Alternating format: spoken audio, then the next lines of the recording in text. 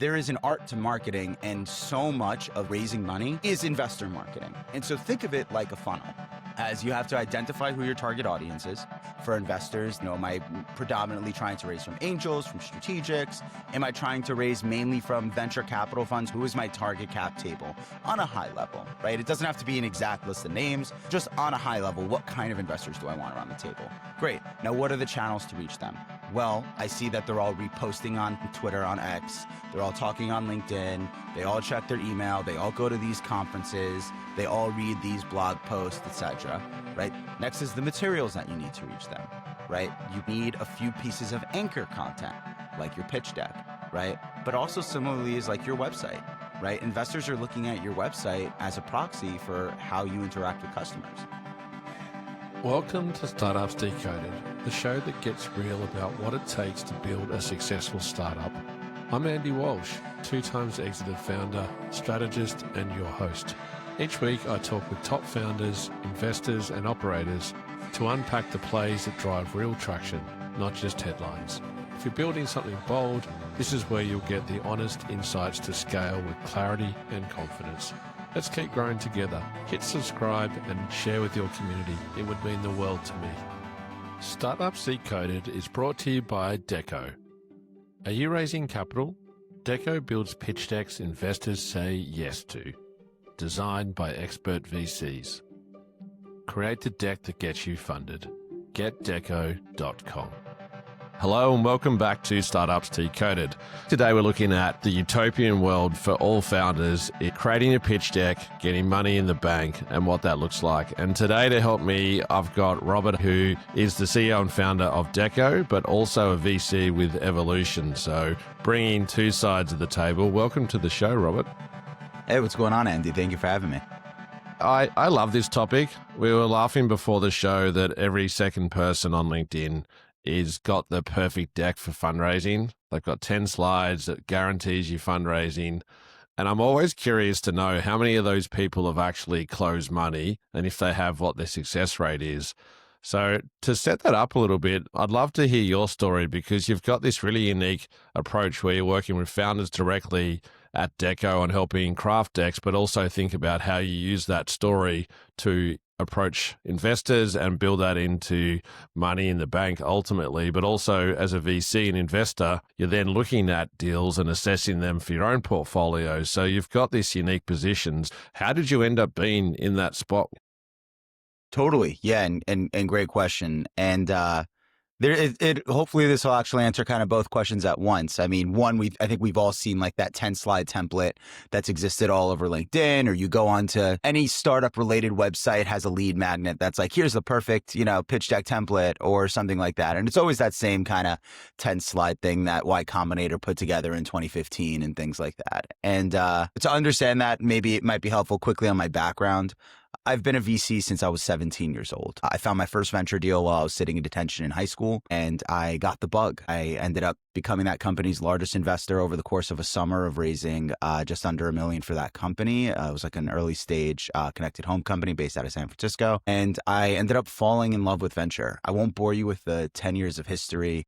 Since then, fast forward to today, second in command out of Evolution VC Partners, where we're investors in about 300 companies, ranging from pre-seed all the way through Series E and beyond, into what we call culture tech. So think technology, product, services we interact with every day. Some of the hits are companies like Sweetgreen, Via, Carta, and a number of others. We have about 300-something portfolio companies, 48 unicorns, 13 decacorns, 30 some odd exits, and are hopefully continuing to grow on that side. On top of that, I'm an angel investor into a number of different things. My biggest hits being OpenAI, Figure AI, which makes humanoid robots, and one called Colossal, which is bringing back the woolly mammoth and other extinct species. The single closest thing to, if you're wondering how that business works, just think Jurassic Park. It's truly the plot to Jurassic Park. But all this to say, I've been in VC for my entire professional career and got a head start in my professional career on the startup capital raising side of things. And over the course of the last 10 years, I've noticed a few massive changes, right? Like when I started in VC, there was 1,200 venture capital firms in the country. That was it. Now there are literally hundreds of thousands of investors that invest into private companies. And so that's totally reshaped the landscape. And this is back to that pitch deck template. When you look back at that pitch deck template, that's from 2015, right? That's from that kind of like what I would call the startup school era, right? Where it felt like there was this almost factory of startups popping up.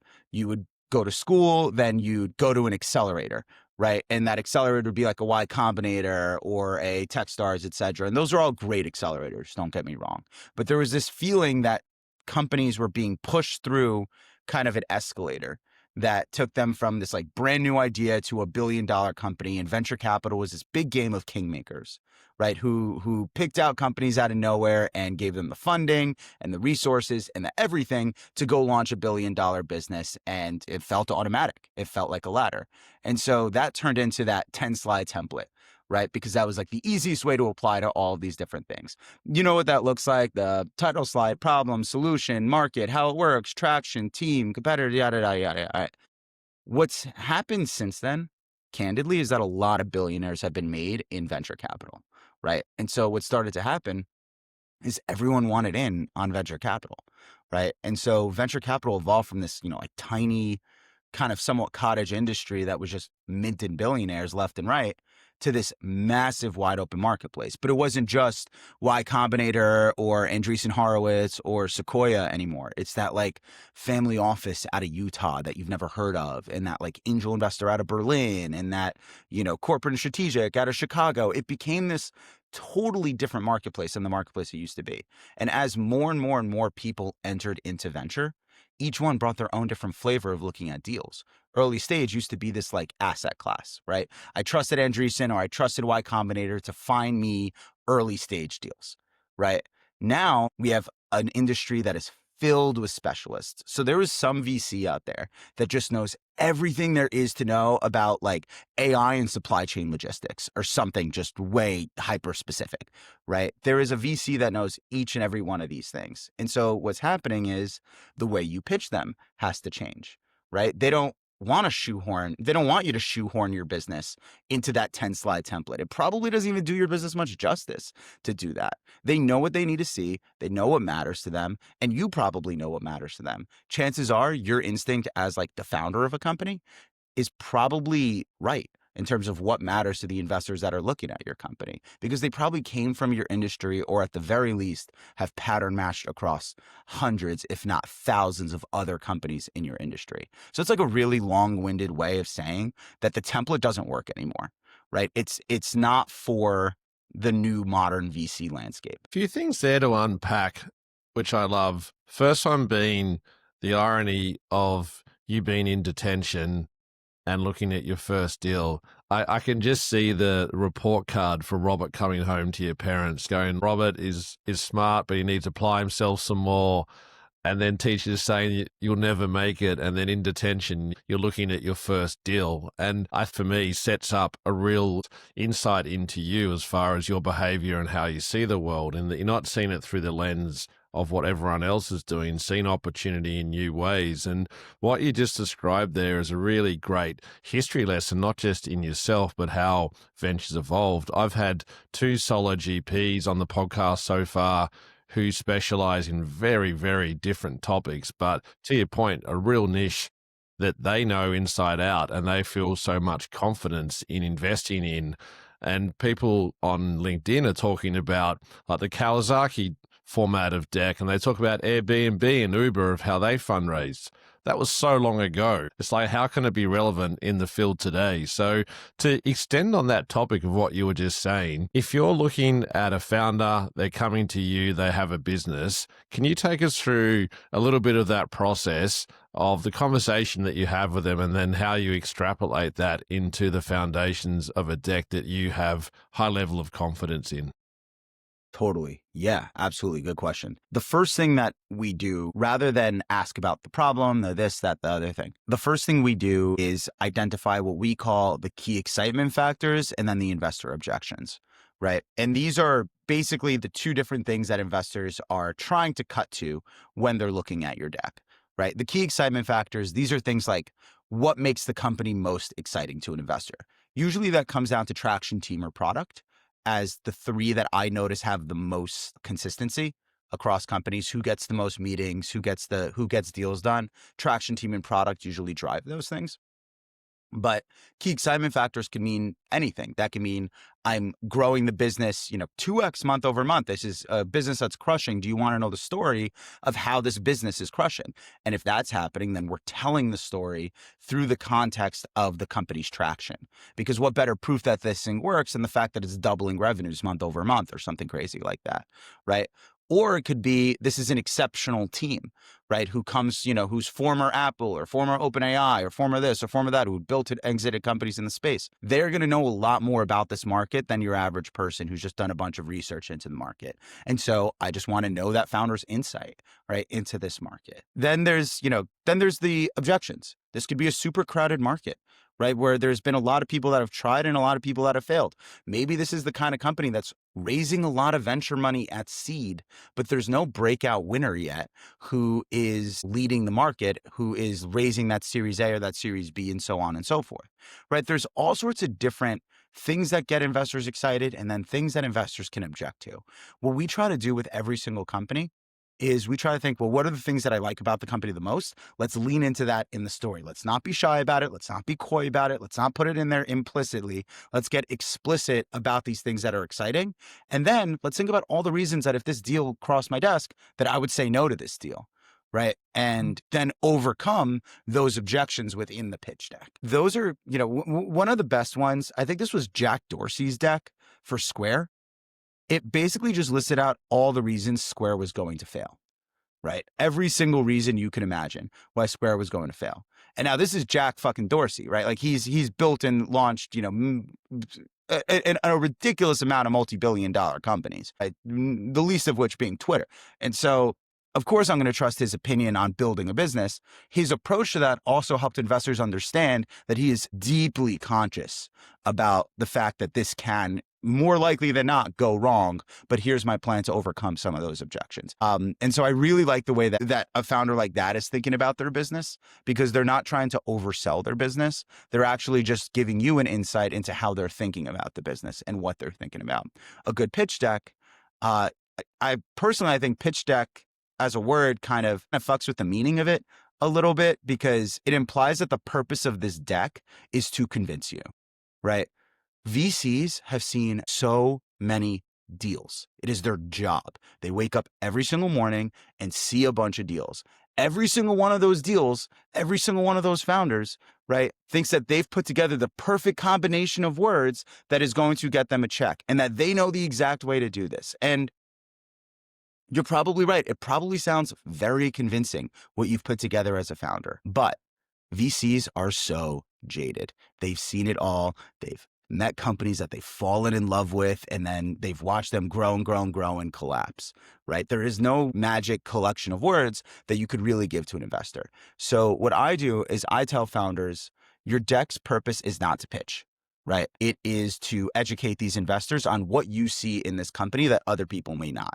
I call it the jumping off point. If you believe in X, you believe in this company. If you believe that people are going to be willing to get into strangers' cars off the internet, and that company can be bigger than Mercedes and Ford and all these other legacy auto manufacturers, then you probably believe in Uber, right? If you believe that people want a space online to talk to their friends that isn't instant messenger, that isn't email, but is less public than a website, then you probably believe in Facebook, right? There's all these different jumping off points that you need to get investors to. You probably had a jumping off point yourself for why you started your company. Walk investors into that, because if they could get to there with you, one, they're going to be your best friends as you're continuing to grow the business. Now, if they feel oversold to and then they did the deal, that's not the kind of person you want involved. You want someone who's aligned with you completely in your company's vision, in your company's mission, who's growing this thing with you. So walk them through what you're seeing in the market. And why you decide to launch this. Like, these guys are just cutting a check, right? You're the one who's waking up every single morning stressing out about this thing, probably giving up your plans, probably making sacrifices of your own personal cash, your own personal time, your own personal social life, etc. You're 100% of the time committing more to your company than any of your investors are. So walk them through what you see in this company that made you want to take that leap yourself and probably leave your other more stable thing to go launch this. We're not even 15 minutes in, and I reckon we could end the episode right now and founders could walk away with a whole bag of gold. What you've just summarized there for me is so powerful, because what you're acknowledging, first and foremost, I want to touch on this part. And I had Dr. Anka Patak, who's at London Real out of Canada, an amazing syndicate of investors. And he called out the fact that VCs are humans. And something really simple that founders forget about, right, is that VCs also wake up in the morning, they have breakfast, they go to work, they have emotions, they have feelings, they have knowledge, and it's people forget who they're even talking to. So if you walk in understanding that you're dealing with a human being, everything that you set up at the start there around, where are you at in your business? What are the insights that are happening in your category? Where are their blockages? Where's their opportunity? And you need to immerse people in your journey, right? Having a structured 10-slide format that you repeat and assume it's going to be working for your business to a specific VC or an angel to be able to get capital out of that is naive. So thinking about who you are as a founder, your leaping off point, as you said, what keeps you awake at night? How do you solve that problem? How do you make an investor feel like that they're on that journey with you? Tell that emotional story. And what it comes back to, and I love that what you're talking about with evolution is around creative and culture in the sense of founders, is that think about human beings. If we were to simplify it into the fact of you're a human being creating a company, selling something to another human being. What are the things that people worry about? What are the things people are excited about? What does the future look like? And I love Mark Maples, and he talks about seeing around the corner, and you talked about Facebook and Uber there. I think about future states and what are you creating? Let people into your world and share that story. And if you can relate with passions, supported with data and opportunity, then you're creating a story that resonates with anyone that you're talking to. I'm so happy you said that's exactly it, right? I think okay, so one of the ways that I do diligence on companies is I play Fortnite with my younger cousin, right? This kid is like 14. He's awesome at Fortnite. I think he's 15 now, but he's awesome at Fortnite. And we've been playing Fortnite together for a couple years. And what I do is I talk to him about the deals I'm doing, right? And this guy, he has a better hit rate than me. Cause I'll tell him a deal, right? I'll tell him about the company. And if he doesn't go that's so fucking sick, what? Then I don't do the deal. Cause I could, my job every single day is to do deals. And so I could analyze myself, I could analyze the crap out of a deal and probably find conviction about something, right? But this guy, he doesn't give a shit about whether or not my firm does a deal, right? He's a 15-year-old playing Fortnite. If he could get excited about that, then I know that this is something that's truly on a human level exciting. And then there's been other times where he's like, that business sounds so boring. And I'm like, well, you just don't get insurtech. And it's of course not. No one gives a crap whether or not that company continues to exist or not. And so that's there. Then at Evolution, Greg is the founder of Evolution VC Partners. He always says, he's like, my investment committee is my 2 kids, right? And he just talks to his 2 kids. And he's really taught me this of look around, right? Go out on the street, go for a walk, right? And just see what products people are using, right? What they're talking about, what things matter to them. We, as VCs, there's this it's 100% ego. This I could see the future, and if I don't see it, I'm the one personally investing. It's dude, you were cutting a check into an early stage company that is that is what you're doing, right? You are not you're not Thomas Edison, you're not Nikola Tesla, you're cutting a check, right? And so think of it like that. Are you making something that you would want to use personally? Right. And I, by the way, I made this mistake, right? There was this one company we had invested in. They were a plant-based food company, and they created this sick new process for creating plant-based protein, right? It used a fundamentally new process of doing it. It was awesome, right? It was so scientifically cool. I posted about it on my Instagram story, and my buddy texted me. He's like, dude, that looks like Play-Doh. I'm like, dude, you don't get it. This is going to be the future. This is a whole new way of extracting proteins from plants. He's like, dude, I'm not fucking eating that. That looks disgusting. And that company went under, right? Sometimes it's just that simple. People forget about this because we're so busy trying to outsmart the other VC that we try to get conviction about things, are so busy trying to be contrarian that we forget that like we're supposed to be investing in stuff that people want to use and that people will use in their homes or at work, etc., every single day. Zooming out of that a little bit, I'm a really big fan of Yuval Noah Harari. I'm not related to him. We spell our last names differently, but he wrote Sapiens, incredible book. He actually has 4 books. I'm on his 4th one right now. But his second book, Deus, is super interesting to me because it talks about what's called the new human agenda. And the idea is these are the things that humans are going to be spending their next 10,000 years on as a species. And, spoilers. So if you guys really want, you can skip past this in the podcast. But it comes down to 3 things: quality of life, longevity/immortality, and divinity. Right? These are like the 3 big things that humans are going to spend their time on. 1, improving the quality of life for every single person. 2, helping us live longer, be healthier, etc. And then 3, creating new forms of life. Right? And so I've been doing all my investing across those 3 buckets because what I've noticed is that on a fundamental level, people want these things to exist. So when the market goes to shit, right, and funding starts drying up, these companies are still raising money, right? They're finding it in places that other companies that are more traditional and boring probably won't find it because just on a human level, people think it's cool. People want it to exist. And so they'll find a way to keep it existing. Right now, maybe they raise at a down round, but when everyone else is going under and these guys are raising at a slight valuation discount, that counts as a win. But they will always find a way to keep going. And so that's a long-winded way of saying, like, just think about whether or not this thing is cool to you as a person on a human level, and it'll probably be cool to a VC on a human level. Startups Decoded is brought to you by Decko. Are you raising capital? Decko builds pitch decks investors say yes to, designed by expert VCs. It's like having a venture capital firm in your back pocket. From pre-seed to Series D, we know what works. Create the deck that gets you funded. GetDecko.com.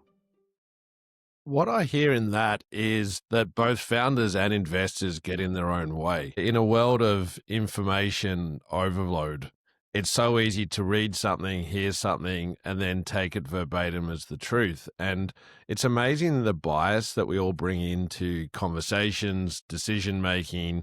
And within that process, if you're a founder, if you're oversaturated with inbound and you think that you're crafting something that is perfection, which you set up at the start, more often than not, you're not thinking about the fact that you're telling a story to another human and that they're going to want to understand your passion and the opportunity, and you need to take them to the place that you're going to be at. And then for the investor side, I love what you touched on there too, is that it's so easy as an investor to look at reasons to not invest in them rather than find something to invest in. And I think they're 2 very different behaviors, right? If you're a conservative person, you go, well, there's a couple of things there that don't feel right, I'm going to tap out.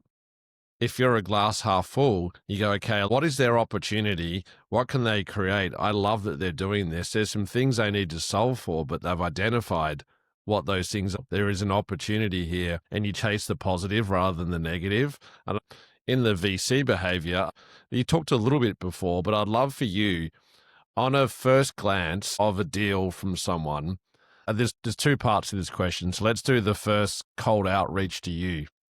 Is there anything that you've seen that just stood out on a first touch from a founder that you didn't know that got your attention? It could be a combination of things, how they approached it, to set the scene as far as who they are and what their business does. Totally. I'm so happy you brought up cold outreach, actually, specifically, because I actually think that's a lot of where venture is going. If you look at how much more dispersed venture has gotten as an industry, like the fact that it doesn't just exist in Silicon Valley anymore, right? It's become this massive, wide open industry. There's really only one thing that follows a VC everywhere they go, and that's their email, right? That is everywhere. Right. And they are constantly checking their email. So your deal, if you're cold emailing a VC, it is getting to that VC. Right. The difference will be, will they respond to it? Right. More often than not, they won't respond to it. But when they do, right, and I should note that part of what I do includes scaling investor outreach for founders. And I have tracked thousands and thousands and thousands of interactions between founders and investors via cold email. Not only have I personally led rounds off of cold emails that have come to me, that's actually hit the impetus for how a lot of this started. But on top of that, my platform is probably setting up somewhere between 1,500 to 2,000 connections to interested investors every single month. That's about once every 8 minutes during the workday that a founder is meeting a VC and the VC is saying, I'm interested in what you're doing. I'd love to set up a call. I'd love to see a deck, and so on and so forth. And so I'd like to think that I have a pretty solid understanding of what it takes to get a cold email to actually turn into a meeting for investors. The first thing I'll tell you is back to what I had said earlier: traction, team, and product. Those are the three hooks I notice work the best out of anything. So lean into any one of those three things. Your business probably has one of those three things. You don't have to have all three, but any one of those three things are going to be really, really helpful for getting you in front of a VC. But if you have excellent traction, people are going to want to know the people behind that traction. Hard stop. Those numbers speak for themselves. No one's going to deny that that company is crushing it. They just want to know, how is this working, right? Next up is team. My girlfriend and I angel invested into this one company together. They are building semiconductors in space. They have no traction yet because they got to get to fucking space and build a semiconductor factory there, right? They have no product yet because, again, they have to get to space and build a semiconductor factory there. But the founder is like one of the people who had built ChatGPT, right? A genius. If anyone's going to do it, it's going to be her, right? And so there's team, right? You just have that full, belief in the team. Last is product. I always tell this to founders is like, if you have 1,000 users on your site, you actually probably have like 7 to 10 investors sitting in your site, right? And these are people that understand what you do. They use it every single day. They love it. They understand it. And they'd probably love to know the people behind the curtain of this thing because they've been using it, right? And so, I actually just spoke to one. We made a deck for this one company. They're like a consumer brand. They make like really cool and innovative thermals and shirts and hoodies and pants, etc. He has a few thousand customers. I think they have like 7,000 customers or something like that in total. Now, their price point for their stuff is not cheap. It's not $20 hoodies, right? $100 to $250, $300 hoodies. So I told him, like, dude, your investors are sitting in there. Like, this is a group of people. There's 7,000 people who could afford that kind of thing for an online purchase, right? Who are repeat orders, buying from you, love what you're doing. Like, they are your biggest believers and they're sitting in your site right now. So don't negate even like your own product, your own community and things like that. Now, here's some don'ts that might be useful also for like a cold email outreach. Investors know that your cold email is probably automated, right? So don't waste your time, right? Don't spend the whole day trying to write 30 really good cold emails. That's a waste of your day, right? From the numbers that I see, you really do have to send out like 540 to 1,000 emails every single day to really get responses from investors at a good enough scale, right? And you have to do the follow-ups and things like that. Like, there's just no real easy solution to do that if you're trying to do it yourself, right? That should be automated, right? You're trying to hit a massive community. So similarly, don't do the bullshit research thing. Hey, I noticed you're an investor in this company and this company. Here's why my company fits into that portfolio really well. I know that you're just running a script that does like investor in XYZ and then plug my company and find a way to, tie it all together. You're probably plugging it into ChatGPT or something, which is fine. I love ChatGPT. I'm an investor in OpenAI, but you get the idea, right? Is like, you don't need to do that, right? Investors know what they're looking for. Instead, think of your cold email as an ad in their inbox, right? It is just a short snapshot of your company. You'll probably have to hit them a few times, just like an ad has to hit customers a few times, right? So instead, think of it as an ad in their inbox. Keep it short, lean into those traction, team, and product. The purpose of that email is not to get you an investment. It is to get you a meeting. So similarly, do not put rule number 2, do not put massive blocks of text and paragraphs. Think about how short your attention span is nowadays, right? A VC's attention span is probably even shorter, right? And so instead, what we've noticed is our most successful emails are like 2 sentences, 3 to 4 bullet points, and then a call to action, right? Biggest hook at the top. We're a team of former, OpenAI and Apple engineers who are launching XYZ to do this. Here's some bullet points on what we're doing. Would love to set up a call. Are you around this week? Super fast, right? It's a short email. It could probably all be seen without scrolling once on your email app. That's the best, right? Would you read an ad that was like filled with paragraphs? Of course not, right? Like that's why ad copy is so short. So think about your cold email to investors in the same way.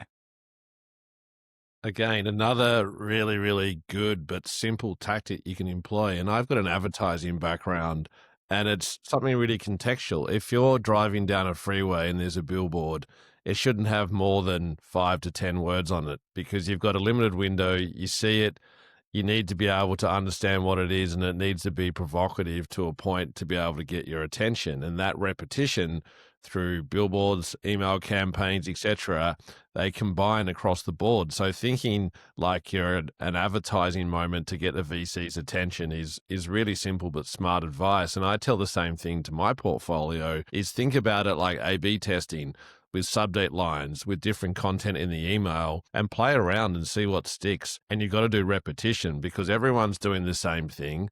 A VC is used to getting inbounds at scale, and there's going to be certain triggers for them that makes them click or open. And half the time, probably more, I'd say 95% of the time, they're not even going to open your email. So don't get disparaged if you've sent 10 and you've got nothing back. There's a repetition game you need to play. But the counter to that, which I'd love to be able to unpack with you, is that in the pitch deck process, you talked earlier around your process with founders and how you're finding those hooks.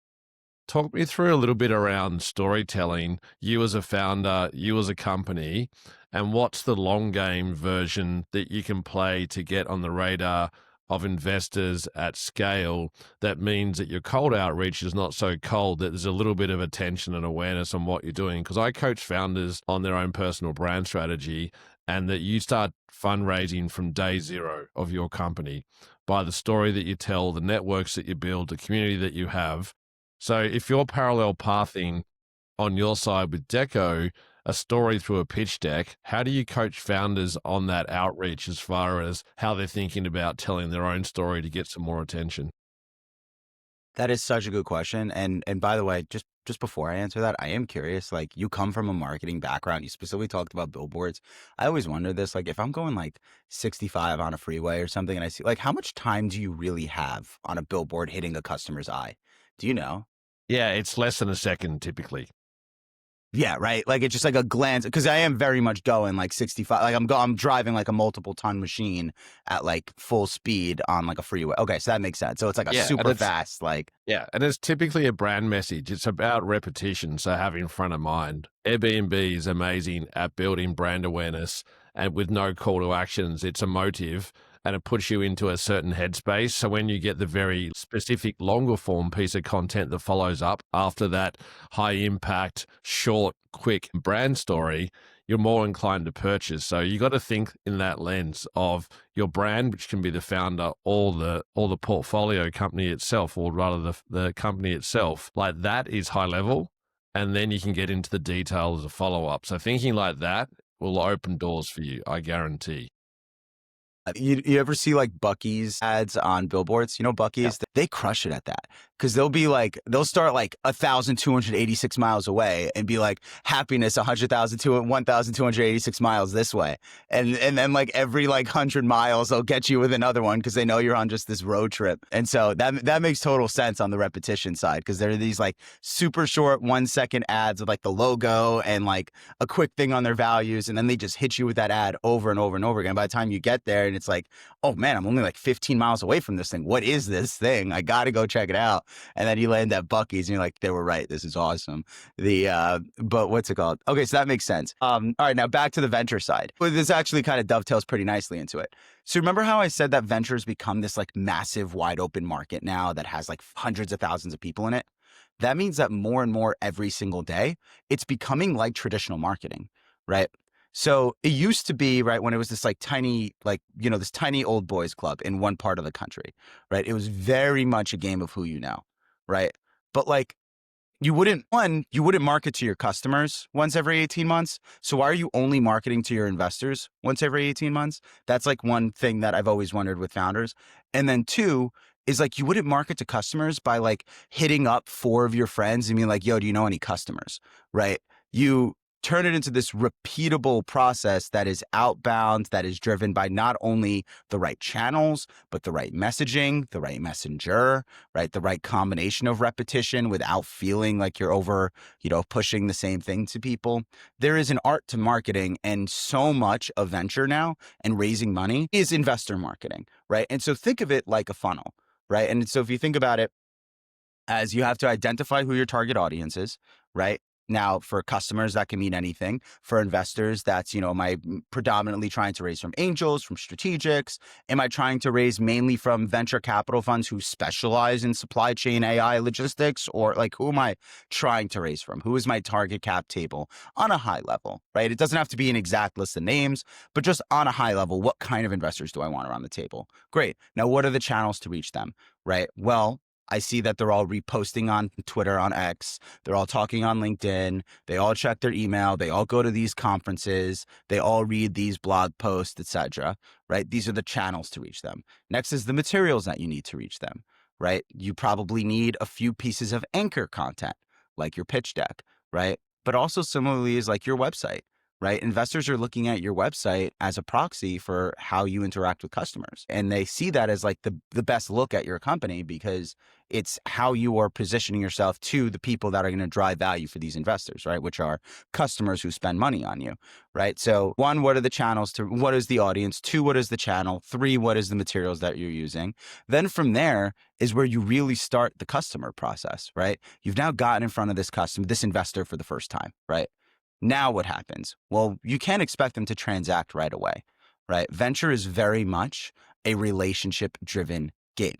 And so what that means for founders is do not over transactionalize your raise. If an investor wanted to invest into a company that was overly transactionalized and impersonal, they'd go to the fucking stock market, where these companies are way more stable. They could also sell their shares if it starts to go under just a little bit, right? Whereas like startups are completely binary. They either hit or they go to zero, right? There's very little in between in this market for that, right? So they either hit or they go to zero.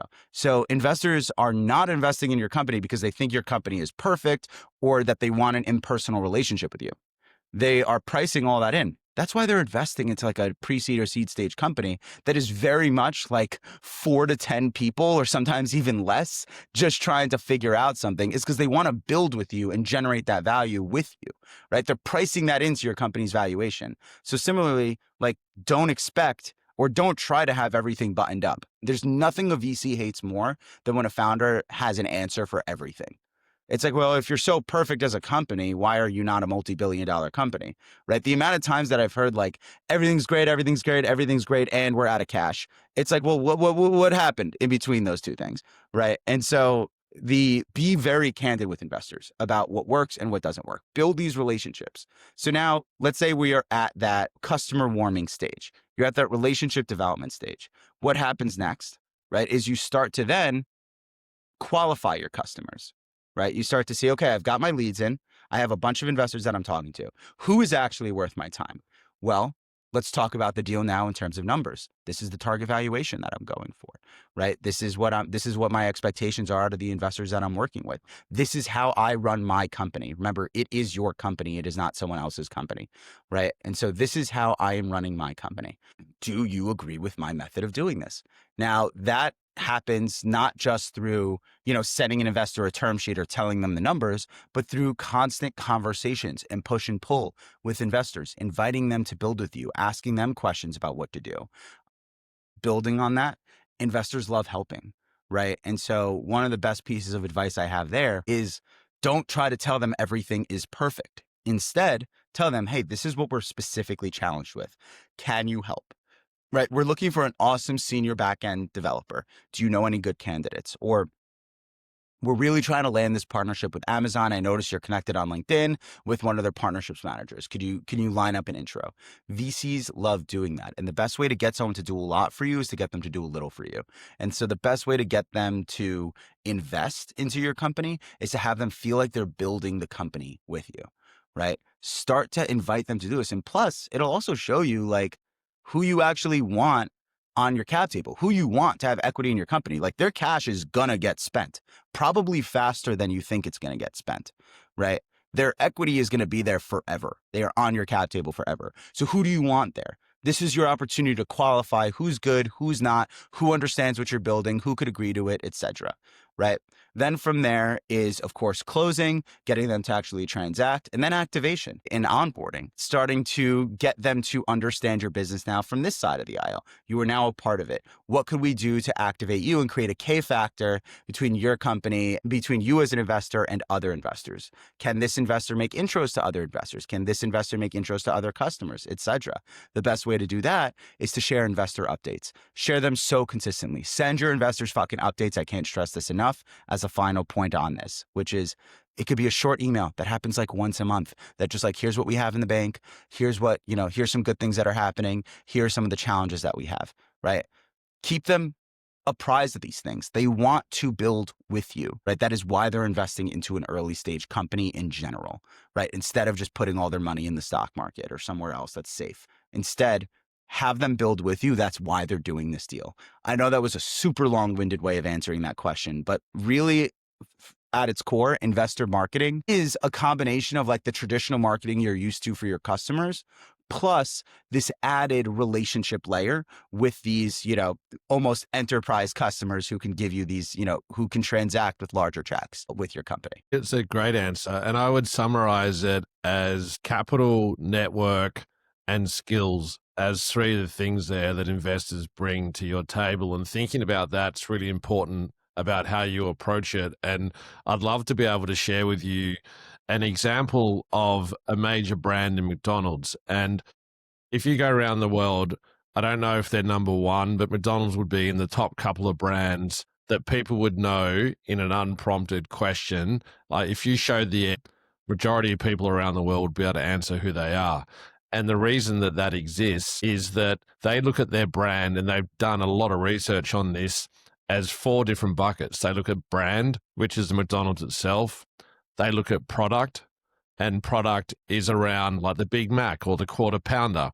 The third one they look at is price, and price is around $2 specials that they offer, and that just gets trial happening again. And then they have specialty. And the reason that they do that is that they found that in a 12 to 18 month window, if you're not investing in brand, sales drop off.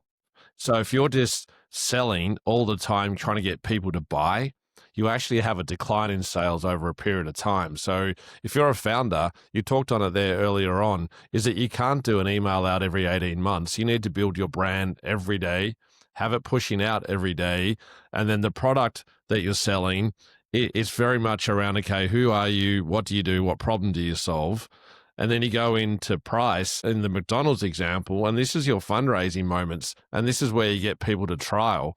And it's like, we've been doing this, you know about us. Now we want you to invest in us. So thinking about that framework is tried and tested at a global scale of McDonald's, who are one of the best marketers in the world as far as what they're doing and their growth and their continued growth and evolution of what they're doing. So I love what you shared there. And today, to finish up, Decko is joining Startups Decoded as an official partner, which I'm stoked about. Really pleased to have you join us. For anyone who wants to get in touch with Decko, I'd love for you to be able to share a little bit about that, because I feel like we've got such a good feel now for Decko and Robert and what you do. And there's so much gold in this episode. This is not to call favorites, but this has been one of my favorites. I think what you've shared in your insights is absolutely invaluable for founders. So yeah, talk to me about Decko and how we get in touch.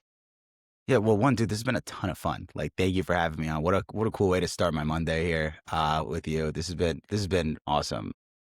Yeah, to founders that are interested in working with Decko, we'd love to work with you. I mean, we've worked with over 300 different companies. These are different from my portfolio. These are actually, I started Decko in 2020 as a way to work with companies outside of my portfolio. So we've worked with 300 something different companies. They've raised about 1.2 billion. That's just from what we can see online, or from founders reaching out being like, thank you so much, I closed 200 million with this, and so on and so forth.